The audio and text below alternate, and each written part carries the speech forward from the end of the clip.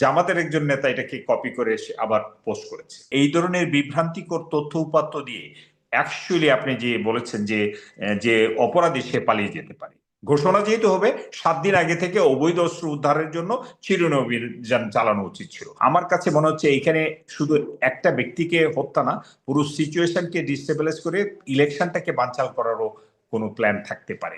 এখানে স্বাধীনতা বিরোধী, এদেশের সার্বভৌমত্বের বিরুদ্ধে, এদেশের গণতন্ত্রের বিরুদ্ধে অনেকেই আছে, এখানে প্রেতাত্মারা আছে। এই যে গতকালকে এবং আজকে যে হত্যা করার যে দুঃসাহস, এইখানে আমার একটি বিষয়ে সতর্ক আইন শৃঙ্খলা বাহিনী, এইখানে আমার কিছু প্রশ্ন আছে। সেনাবাহিনী ডেপ্লয়েড, সেই 19শে জুলাইতে ডেপ্লয়েড হয়েছিল, এখনো ডেপ্লয়েড আছে। সো ইট ইজ 17 মাস সেনাবাহিনী ডেপ্লয়েড আছে এবং সারা বাংলায় ইনক্লুডিং রাজধানী। এখানে আছে গোয়েন্দা সংস্থা, এখানে আছে আর্মি, নেভি, এয়ারফোর্স, সবাই ডেপ্লয়েড আছে। সুতরাং সকল বাহিনী মূলত ডেপ্লয়েড আছে। গতকালকে যখন এটাকে স্টেপ আপ করা হলো যে ইয়েস, আইন শৃঙ্খলা বাহিনী সতর্ক অবস্থা আছে, এমন একটি প্রেক্ষাপটে দিন দুপুরে যে গুলি করে পালিয়ে যাচ্ছে, আমাদের সিসিটিভি সিস্টেম আছে, রাজধানীতে অন্যান্য সংস্থাগুলো কাজ করছে, পুলিশ করছে, আনসার করছে, বিডিপি করছে, অন্যান্য সংস্থাগুলো করছে, এবং মানুষ এখন নির্বাচনমুখী যার যার মতো করে কাজ করছে। এমন একটি প্রেক্ষাপটে ব্যক্তির নিরাপত্তা, পলিটিক্যাল লিডার্সদের নিরাপত্তা, ব্যবসায়ীদের নিরাপত্তা, এমনকি যে সামাজিক যে নিরাপত্তা, যে একটা নেট, একটা সিকিউরিটি নেট থাকার কথা ছিল, এটি কমপ্লিটলি ফেল করেছে।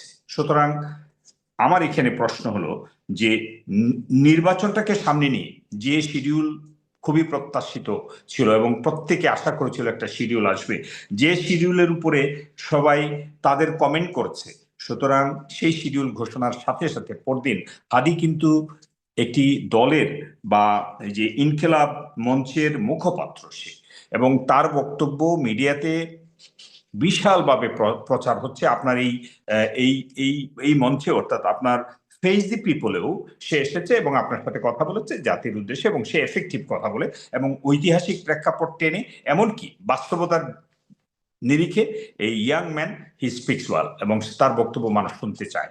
সুতরাং সে স্বতন্ত্র প্রার্থী হিসেবে তার প্রচারণা চালাচ্ছিল। সুতরাং আজকে তার উপর যে আক্রমণ করা হয়েছে, এটি যে কোনো প্রার্থীর উপর হতে পারে, এটি যে কোনো প্রার্থীর। আজকে মিছিল হয়েছে ঢাকা বিশ্ববিদ্যালয়ে, মিছিল হয়েছে বিভিন্ন খন্ড খন্ড ভাবে, মিছিল হয়েছে যে সজীব যে গত 2 দিন আগে যে রিজাইন করে মন্ত্রণালয় থেকে উপদেষ্টা হিসেবে রিজাইন করে বের হয়েছে, আজকে সে তাদের এনসিপির একটা মিছিল করেছে এবং সে নেতৃত্ব দিচ্ছিল, তার স্লোগান দেখতে পাচ্ছিলাম। আপনি তো নিরাপত্তা বিশ্লেষণ করেন এবং আপনি জানেন যে আর্মি বর্তমানে গ্রাউন্ডে রয়েছে, আপনি একজন সাবেক মেজর আর্মি পার্সন।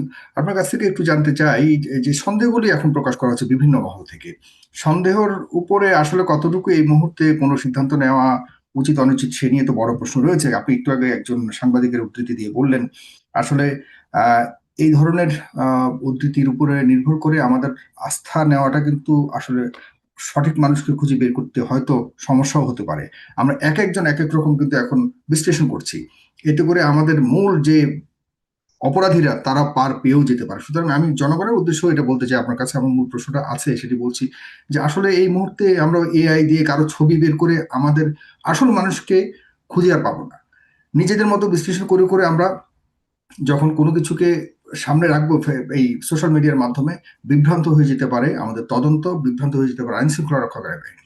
সুতরাং আমরা সঠিক যতক্ষণ পর্যন্ত নিজেরা শিওর না হবো যে এই ঘটনা এবং এই হলো মানুষজন এখানে সম্পৃক্ত, ততক্ষণ পর্যন্ত আমাদের মনে হয় না যে নিজেদের মতো করে কোনো ন্যারেটিভ তৈরি করা। প্লিজ এই ব্যাপারে সচেতন নাগরিকটা আরেকটু সচেতন হতে হবে। জনাব মেজর সিদ্দিক, যে কয়েকটি যৌক্তিক অভিযোগ তোলা হচ্ছে, যৌক্তিক মানে এটা নাও হতে পারে কিন্তু যৌক্তিকতার দিক দিয়ে অনেকটাই এগিয়ে আছে, সেটি হলো যে তিনি তো স্বতন্ত্র নির্বাচন করবেন এবং যেই জায়গা থেকে নির্বাচন করবেন সেটি খুবই স্পর্শকাতর একটি জায়গা, এবং সেখানে আপনার দলের একজন সিনিয়র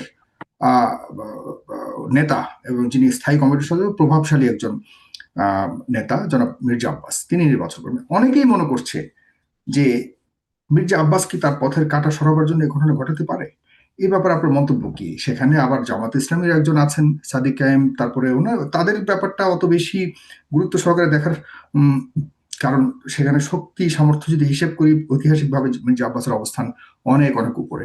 তো সেখানে আসলে হাদিকে টার্গেট করবার পেছনে জনাব মির্জা আব্বাসের ভূমিকা কতটুকু থাকতে পারে? দেখুন, মির্জা আব্বাস স্থায়ী কমিটির সদস্য, বিএনপির একজন অন্যতম নেতা। মির্জা আব্বাসের পপুলারিটি আছে। তিনি সিটি মেয়র ছিলেন, তিনি একজন মন্ত্রী ছিলেন। সুতরাং তার ধারাবাহিকতা এবং বর্তমানে যে প্রেক্ষাপট সৃষ্টি হয়েছে এই আটে, ঢাকা আটে, সেখানে মির্জা আব্বাসের জন্য তার এই পরন্ত বেলায় এই অবস্থায় এসে একজন এই ইয়াং ছেলে যে স্বতন্ত্র থেকে দাঁড়াচ্ছে, রিজনেবলি বা লজিক্যালি বলে এই ব্যাপারে তার কোনো হেডেক থাকার কথা না। এক, দুই হলো যে ঢাকার এমন একটি সেন্সিটিভ আসনে এরকম একটি কাণ্ড এমন দায়িত্বশীল ব্যক্তি করবে এটি আমি বিশ্বাস করি না। তবে যে কনফিউশন যেটা হচ্ছে এআই দিয়ে বা অনলাইনে আপনি যেটা বলেছেন, ডাল্টন নামের একজন ছদ্মনাম থেকে একটা পোস্ট করেছে যেটা কমপ্লিটলি বিতর্কিত। এটা আবার জামাতের একজন নেতা এটাকে কপি করে আবার পোস্ট করেছে। আমার বক্তব্য এখানে হলো যে এই ধরনের বিভ্রান্তিকর তথ্য উপাত্ত দিয়ে অ্যাকচুয়ালি আপনি যে বলেছেন যে যে অপরাধী সে পালিয়ে যেতে পারে, এইখানে আমার মৌলিক প্রশ্ন হলো যে গতকালকে যখন শিডিউল ঘোষণা করা হয়েছে 16 বছর পরে, 17 বছর পরে এসে যে শিডিউল ঘোষণা হবে, এইখানে সরকারের এমনকি ইলেকশন কমিশনারের ফার্স্ট এন্ড ফরমোস্ট দায়িত্ব ছিল যে আইন শৃঙ্খলা বাহিনীকে আরো স্টেপ আপ করানো, আরো সিকিউরিটি সিস্টেমকে আরো বেশি ডিপ করা। এবং একটা বিষয় আমরা করি, এটা আমি নিজেও করে এসেছি সব ইলেকশনে, 91, 96, 2001 আমি ইলেকশনে নিজে পার্টিসিপেট করে আমি দায়িত্ব পালন করেছি একজন সেনা অফিসার হিসেবে। আমরা প্রথমেই যে কাজটা করি যে অবৈধ অস্ত্র উদ্ধার করি। এটা গতকালকে থেকেই শুরু হওয়া উচিত ছিল বা আরো 7 দিন আগে থেকে। ঘোষণা যেহেতু হবে, 7 দিন আগে থেকে অবৈধ অস্ত্র উদ্ধারের জন্য চিরুনি অভিযান চালানো উচিত ছিল। বৈধ অস্ত্রগুলোকে না, কিন্তু এই বৈধতা। মুহূর্তে আমি আমি বুঝতে পেরেছি আপনি তো একদম পুরোপুরি সার্বিকভাবে আমি পার্টিকুলারলি হাদিকে টার্গেট কিলিং করবার জন্য যে পুরো একটা পরিকল্পনা ছিল এটি তো স্পষ্টভাবে প্রমাণিত, এতে কোনো সন্দেহ আছে আপনার?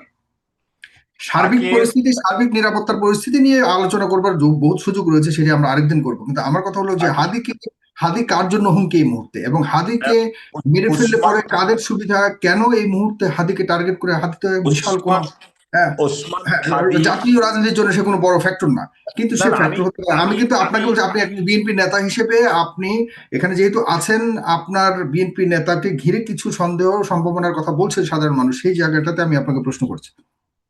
ওকে ফাইন, বাট আমি যে বিষয়টাতে যেতে চাচ্ছি যে তাকে পয়েন্ট ব্ল্যাঙ্ক ডিস্টেন্স থেকে, জাস্ট কাছে থেকে গুলি করা হয়েছে, হ্যাঁ, হেডে। তো তার কানের নিচ দিয়ে গেছে এবং বেশ গভীরে বুলেট প্রবেশ করেছে। এটি ছিল উদ্দেশ্য প্রণোদিতভাবে এবং টার্গেট কিলিং, তাকে মেরে ফেলার জন্য হত্যা মানে গুলি চালানো হয়েছে। এবং আমার কাছে মনে হচ্ছে যে এই রকম একটি হত্যাকাণ্ড পুরো সিচুয়েশনকে ডিস্টেবিলাইজ করতে পারে, পুরো সিচুয়েশনটাকে ডিস্টেবিলাইজ করে দিতে পারে। আমার কাছে মনে হচ্ছে এইখানে শুধু একটা ব্যক্তিকে হত্যা না, পুরো সিচুয়েশনকে ডিস্টেবিলাইজ করে ইলেকশনটাকে বানচাল করারও কোনো প্ল্যান থাকতে পারে। এটি থাকতে পারে, এটা হলফ করে বলা যায় না। আর ইলেকশন আমার বানচাল যে মানে আপনি বলতে চাচ্ছেন কারা বানচাল করতে চায়? এখানে অনেকগুলো ভেস্টেড কর্নার আছে। এখানে স্বাধীনতা বিরোধী, এদেশের সার্বভৌমত্বের বিরুদ্ধে, এদেশের গণতন্ত্রের বিরুদ্ধে অনেকেই আছে। এখানে প্রেতাত্মারা আছে, বিভিন্নভাবে লুকিয়ে আছে। সুতরাং কে কোন দিক থেকে কিভাবে এটাকে ডিস্টেবিলাইজ করা যায়, এটাকে প্রেডিকশনে আনতে হবে যে আমাদের নির্বাচনটা যেমন প্রত্যাশিত, তেমনি ভাবে এটাকে ডিস্টেবিলাইজ করার জন্য যারা চেষ্টা করতেছে বা যারা চেষ্টা করতে পারে, এটাকে উড়িয়ে দেওয়া যায় না।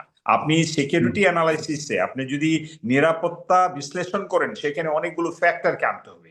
এটি কি ব্যক্তির জন্য, না একটি সমাজের জন্য, পুরো সার্বভৌমত্বের জন্য, নাকি ভবিষ্যৎ নির্বাচনে গণতন্ত্রকে ব্যাহত করার জন্য, কোনটা যে বাস্তব সেটিকে অ্যানালাইসিসে এনে তারপরে এইখানে পিন পয়েন্ট এই লোকটাকে যদি ধরা হয়, তাকে যদি আনা হয় আইনের আওতায় এনে, যদি এটাকে আরো সার্চে যাওয়া হয়, ডিপ সার্চে যাওয়া হয়, এরা কারা কানেক্টেড, এখানে কি একটা কিলিং এ তারা নেমেছে না আরো বেশি কিলিং এ তারা আছে।